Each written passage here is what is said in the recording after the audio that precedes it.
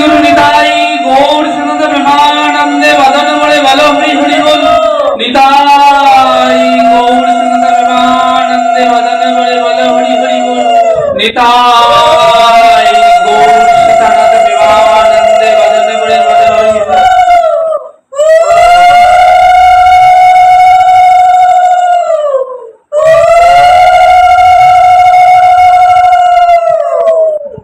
কলিযুগ পাবনাবতার সর্বাবতারে আমার গৌর সুন্দর নিতাই সুন্দরের শ্রীচরণে সশব্দ আনন্দ করি প্রণাম নিবেদন করে আজকের এই আনন্দ তীর্থে আমরা সমবেত হয়েছি।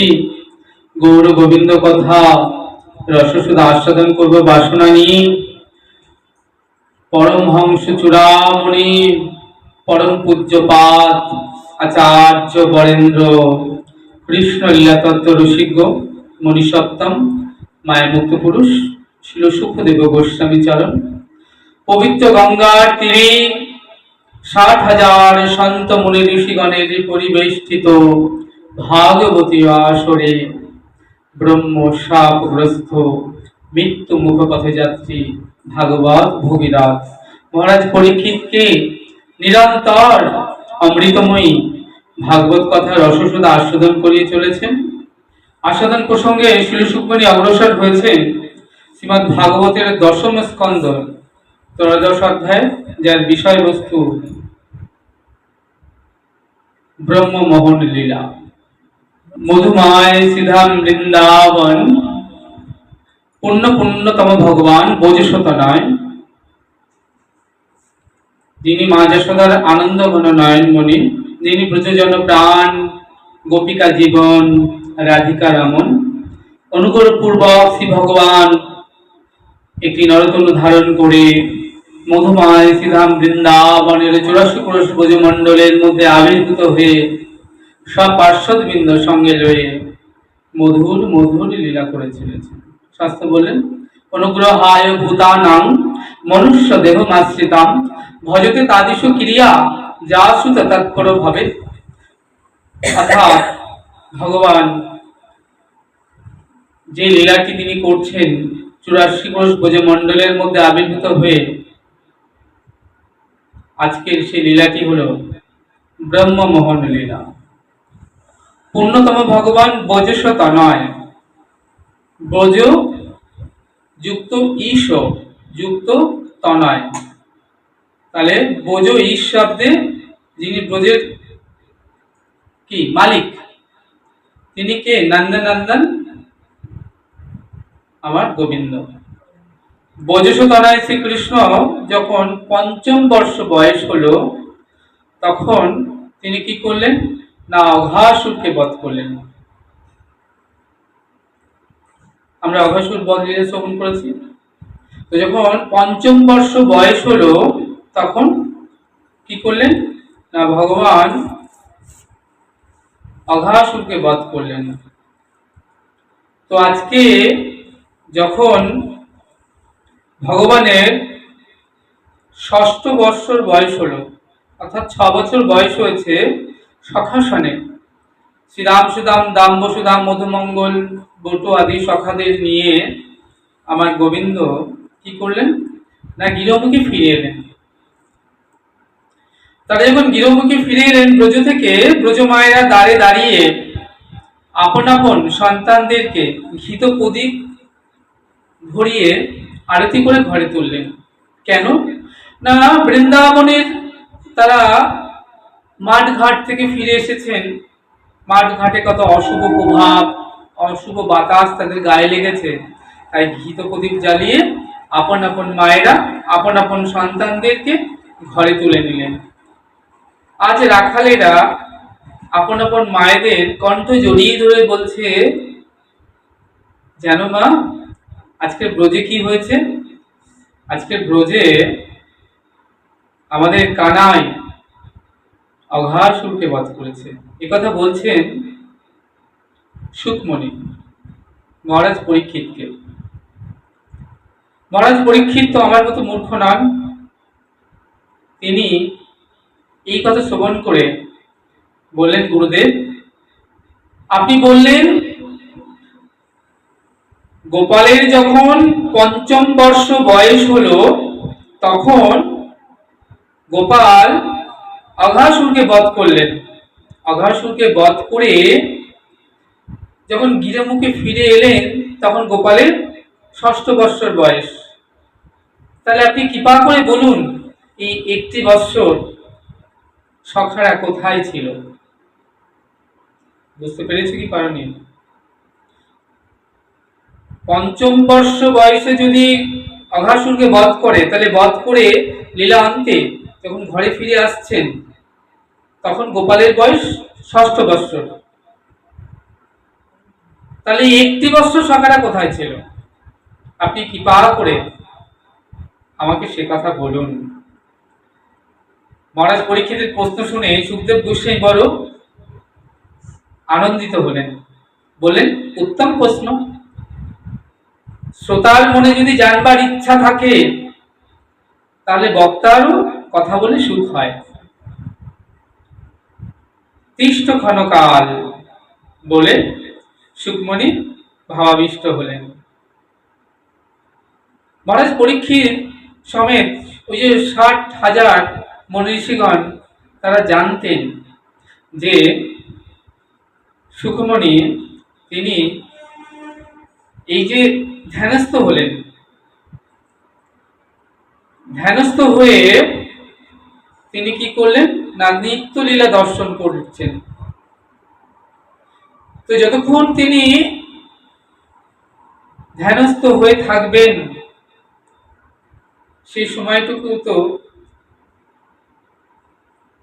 মিছে বয়ে যাবে। যেটুকু সময় তিনি ধ্যানস্থ হয়ে থাকবেন, সেই সময়টুকু তো এমনি নষ্ট হয়ে যাবে। কিন্তু মহারাজ পরীক্ষিতের হাতে সময় বড় কম। সপ্ত দিবস সপ্ত রাত্রি, তার মধ্যে ধ্রুব, প্রহ্লাদ মহারাজ, অম্বরীশ, গজেন্দ্র, পিতু মহারাজ, কত শত ভক্তের কথা আস্বাদন করাতে করাতে পঞ্চম দিবস অতিবাহিত হয়ে গিয়েছে। হাতে আছে মাত্র 2টো দিন। এই স্বল্প সময়ে তাহলে তার মধ্যেও যদি তিনি ধ্যানস্থ হয়ে থাকেন, তাহলে কি হবে? তাই জন্য সময় বয়ে যাবে। তাই জন্য কি করলেন, পূর্ব থেকে ওই সনকাদি ঋষিগণ মহারাজ পরীক্ষিত ঢাক, ঢোল, জয়ধ্বনি, সব কাসর ঘন্টার ব্যবস্থা করে রেখেছিলেন। আর সুখমণি যখন ধ্যানস্থ হয়ে তিনি কি করছেন, নিত্য লীলা দর্শন করছেন, তিনি দেখছেন আর বলছেন। আর সঙ্গে সঙ্গে যখন তিনি ধ্যানস্থ হয়ে গেলেন, মহারাজ পরীক্ষিত সহিত সনকাদি ঋষিগণ জানতেন তিনি এই যে সমাধিস্থ হয়ে গেছেন, কিছুক্ষণের মধ্যেই তার চেতন ফিরে আসবে। কিন্তু সেটুকু সময় নষ্ট করা যাবে না। তাহলে যে শ্বাস শরীর থেকে বেরিয়ে যাচ্ছে একবার, যদি সে আর রিটার্ন না আসে শরীরের মধ্যে, তাহলে কি হবে? তাই এক ক্ষণ, এক পল, এক মুহূর্ত নষ্ট করার মতো সময় নেই মহারাজ পরীক্ষিতের হাতে। তাই ভজন করতে হবে শ্বাসে শ্বাসে, কারণ সময় তো লিমিটেড, সময় বড় কম। যেটুকু সময় নষ্ট হয়ে যাবে সেটুকু তো বেকার চলে যাবে। তাই যখন ধ্যানস্থ হয়ে গেলেন সুখমণি, সঙ্গে সঙ্গে কাসর ঘন্টা, ঢাক, ঢোল বেজে উঠল। সুখমণি চোখ খুললেন। এইবার বলতে তিনি শুরু করেছেন যে ওই 1টি বৎসর সখা সমেত কানাই এর কি হয়েছিল। এই যে শ্রীমদ ভাগবতকে 3টি ভাগে ভাগ করা হয়েছে, ব্রজলীলা, মথুরা লীলা এবং দ্বারকা লীলা। ব্রজলীলা কতদিন হয়েছিল না, 10 বৎসর 8 মাস, আনুমানিক 11 বৎসর। মথুরা লীলা 14 বৎসর, আর দ্বারকা লীলা 100 বৎসর। তাহলে এই যে 125 বছর হলো ভগবানের লীলার কাল।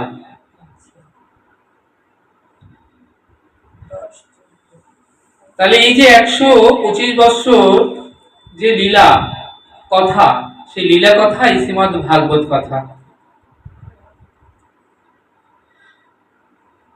তাহলে আমরা পেলাম ব্রজলীলা, মথুরা লীলা আর দ্বারকা লীলা। বলছেন ভাগবতের দশম স্কন্ধে প্রথম অধ্যায় থেকে চতুর্থ অধ্যায় ভগবানের আবির্ভাব লীলা কথা, ভগবানের অর্থাৎ গোপালের আবির্ভাব জন্ম কথা। তাহলে প্রথম থেকে চতুর্থ অধ্যায়। আর ওইদিকে কৃষ্ণ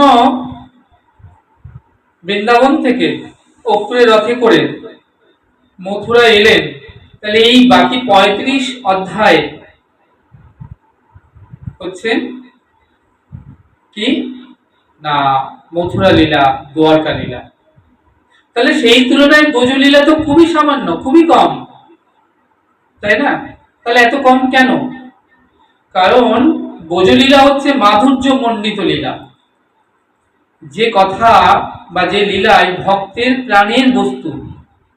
তাহলে যে লীলা ভক্তগণের প্রাণের বস্তু, সেই লীলা এত কম কেন মথুরা লীলা কিংবা দ্বারকা লীলার তুলনায়? বললেন এই যে ব্রজলীলা, এটাও কিন্তু কলি জীবের জন্য। দ্বারকা লীলা কিংবা মথুরা লীলা সেটাও কলিযুগে কলি জীবের জন্য।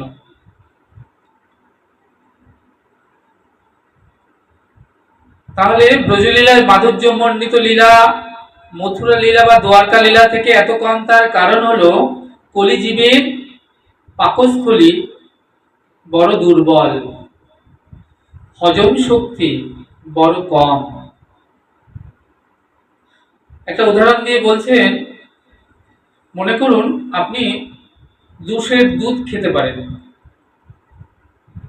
2 লিটার দুধ অনেকেই আছে, খেয়ে ফেলতে পারে, 3 লিটারও খেতে পারে।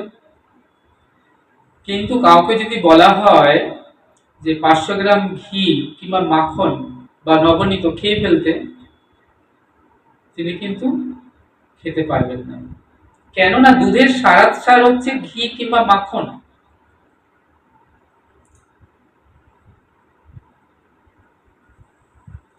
যদিও তিনি খান, কিন্তু হজম করতে পারবেন না। এই ব্রজ লীলা হচ্ছে ভাগবতের সার। তাই জন্য সুখমণি তিনি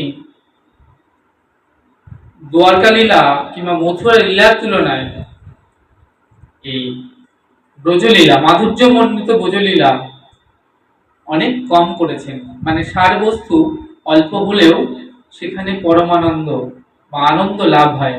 আপনাকে যদি আমি 1 গামলা দুধ দিই, তার থেকে যদি বাটিতে 1 বাটি ক্ষীর দিই, ক্ষীরের স্বাদ কিন্তু দুধের থেকে অনেক সুস্বাদুকর। তাই জন্য ব্রজলীলা এত সুস্বাদুকর কলি জীবের জন্য। সুখমণি এখানে সে কথা বলছেন। তো এই যে আমরা ভাগবতকে 3টি ভাগে পেলাম, ব্রজলীলা, মথুরা লীলা আর দ্বারকা লীলা। এই ব্রজলীলাকে আবার 3টে ভাগে ভাগ করা হয়েছে, বাল্যলীলা, প্রগণ্ড লীলা আর কৌশল লীলা। গত তারিখে আমরা বাল্যলীলা আস্বাদন করেছি, গোপালের মাখন চোর লীলা। আজ বাল্যলীলার বিশ্রাম আর প্রগণ্ড লীলার শুরু। এই যে বাল্যলীলার বিশ্রাম আর প্রগণ্ড লীলার শুরু, এই যে সন্ধিক্ষণ, এই সন্ধিক্ষণটাই হলো ব্রহ্মমোহন লীলার সূচনা। বুঝতে পারছো? তো আজকে সুখমণি বলছেন প্রগণ্ড লীলা অর্থাৎ ব্রহ্মমোহন লীলা। ব্রহ্মমোহন লীলা বলি, ব্রহ্ম অর্থাৎ কে? পিতামহ ব্রহ্মা, যিনি সৃষ্টিকর্তা ব্রহ্মা। মোহন অর্থাৎ মোহিত হয়েছেন। তা তিনি মোহিত হয়েছেন না, ব্রহ্মা মোহিত হয়েছেন কেন? না তিনি মোহিত হতে এসেছিলেন, বলছেন যে আমারও দিবসের ভিতর প্রভু আসেন একবার। খুব মন দেবে, এখানটা থেকেই কিন্তু বুঝতে পারলে পুরো বুঝতে পারবে। ব্রহ্মা, সৃষ্টিকর্তা ব্রহ্মা, তিনি মোহিত হয়েছেন। কার দ্বারা মোহিত হয়েছেন? পরম ব্রহ্মের দ্বারা মোহিত হয়েছেন। বলছেন আমারও দিবসের ভিতর প্রভু আসেন একবার, করেন অদ্ভুত লীলার বিহার। এখানে প্রেম তরঙ্গীতে গোসাইপাদ লিখলেন, ব্রহ্মা ভাবছেন যে আমারও দিবসের মধ্যে প্রভু আসে একবার। তা ব্রহ্মার এক দিবস মানে কি তোমরা জানো? ব্রহ্মা আমাদের যেমন একদিন মানে 24 ঘন্টা, 12 ঘন্টা দিন, 12 ঘন্টা রাত্রি। তাহলে ব্রহ্মার এক দিবস 28 মনান্তরে হয় ব্রহ্মার এক দিবস। সত্য তেতা দাপর কলি, এই যে 4 যুগ চলে গেলে হয় এক দিব্য যুগ। এরকম 71টা দিব্য যুগ চলে গেলে এক মনান্তর। এরকম 14 মনান্তরে ব্রহ্মার একদিন, আবার 14 মনান্তর রাত্রি সময়কাল, টোটাল 28 মনান্তরে হয় ব্রহ্মার একদিন এক রাত্রি। আর এই ব্রহ্মার একদিন এক রাত্রির মধ্যে গোলক বিহারী শ্রী ভগবান, শ্রী আনন্দ স্কন্দ পরমানন্দ সচ্চিদানন্দ আনন্দ রসগর বিগ্রহ, যিনি অনাদির আদি গোবিন্দ সর্বকারণা কারণাম, প্রভু গোলক বিহারী গোলক থেকে ভূলোকে নেমে আসেন লীলা বিলাস করবার জন্য। সংখ্যাটা যদি ভালো করে বুঝতে পারো মাথা ঘুরে যাবে। বুঝতে পেরেছো? তাহলে এখানে বলছেন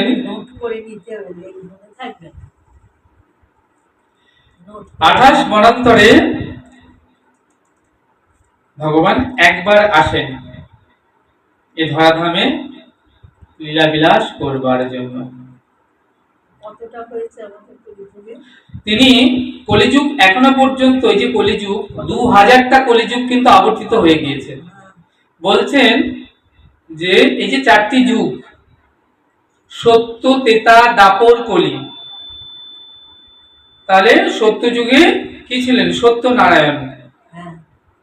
তেতা যুগে শ্রী রামচন্দ্র, মর্যাদা পুরুষোত্তম শ্রী রামচন্দ্র তেতা যুগে। দাপরেতে লীলা পুরুষোত্তম শ্রী কৃষ্ণচন্দ্র, আর কলিতে প্রেম পুরুষোত্তম আমার গৌর হরি।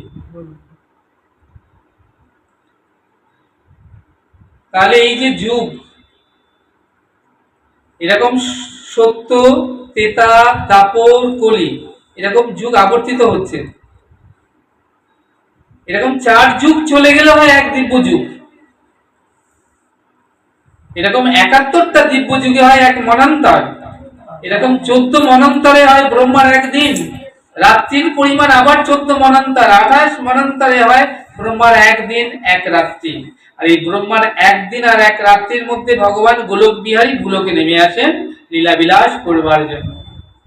বলছেন তিনি স্বতন্ত্র ঈশ্বর। কে তাকে ডাকলো আর কে তাকে ডাকলো না, আমার গোবিন্দ কিন্তু তার পরোয়া করেন না, তাতে তার কিছুই যায় আসে না। কে তাকে ভালোবাসলো আর কে তাকে ভালোবাসলো না, তাতেও তার কিছু আসে যায় না। বলি তাকে কে ডাকছে সেটা শুনতে তিনি আসেন নাই,